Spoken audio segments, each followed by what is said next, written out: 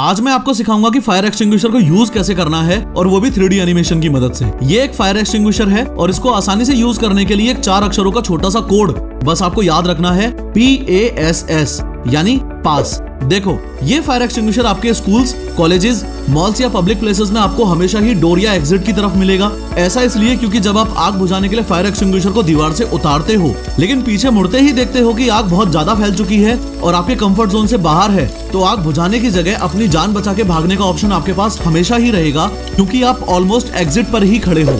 एक छोटी सी स्टोरी की मदद से आपको फायर एक्सटिंग्विशर यूज करना सिखाऊं तो बात वैलेंटाइंस डे यानी 14 फरवरी 2023 की है। मैं फाइनल ईयर में अपने कॉलेज में मन लगा के पढ़ाई कर रहा हूँ। अचानक खबर मिलती है कि फर्स्ट ईयर के क्लासरूम में आग लग गई है और वहाँ हम पहुंचे तो मैंने देखा कि मेरी क्रश का छोटा भाई बुरी तरह आग में फंस गया है। मुझे पता है कि अपनी क्रश का भी क्रश बनने का इससे बढ़िया मौका मुझे नहीं मिलेगा, इसलिए मैं दौड़ के फायर एक्सटिंग्विशर लेके आया। अब इसे यूज करने के लिए जो पहले एक कोड मैंने आपको बताया था, पास, उसमें पहले P का मतलब है पुल। देखो, फायर एक्सटिंग्विशर को आप पहली बार हाथ में लोगे तो ऐसी पिन लगी हुई मिलेगी।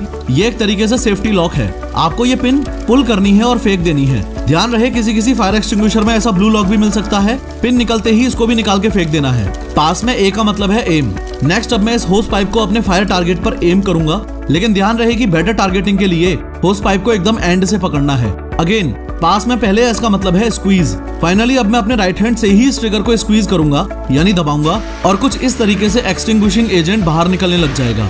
अब जब तक मैं अपनी क्रश के भाई को आग से बचा रहा हूं तब तक आपको ये बता दूं कि अगर आप भी ऐसी 3D वीडियोस बनाना सीखना चाहते हो तो पिन कमेंट जरूर चेक करना। अब बैड न्यूज ये है कि सिर्फ 45 सेकंड में ये एक्सटिंग्विशर खत्म हो जाएगा, इसलिए आग को जल्दी से जल्दी बुझाना बहुत जरूरी है और उसके लिए काम आता है पास कोड का लास्ट वाला एस, जिसका मतलब है स्वीप। यानी कि एक बार फायर एक्सटिंग्विशर चालू हो गया उसके बाद मैं होस पाइप को ऐसे धीरे धीरे स्वीप जरूर करूंगा यानी हिलाता रहूंगा। इसके अलावा आग को जल्दी से जल्दी बुझाने के लिए 2 खास बातों का और ध्यान रखूंगा कि जब मैं ट्रिगर को स्क्वीज कर रहा हूं तो इसको पूरी तरह से दबाऊं, पार्शियली नहीं।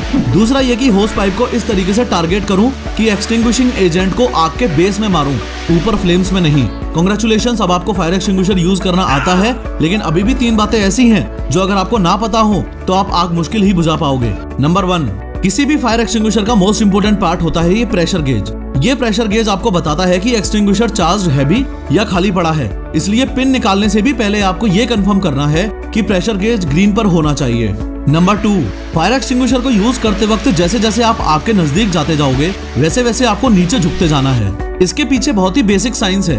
एयर की डेंसिटी ज्यादा होती है और स्मोक की डेंसिटी कम होती है। इसका मतलब एयर भारी है और स्मोक हल्की है, इसलिए एयर जमीन के ज्यादा से ज्यादा पास रहेगी और स्मोक हाइट पर रहेगी। दैट इज वाई अगर आप झुक के चलोगे तो एयर इनहेल कर पाओगे और खड़े रहोगे तो जो ऑब्जेक्ट्स जल रहे हैं उनकी स्मोक आपके अंदर जाएगी और आपको सांस लेने में दिक्कत होगी।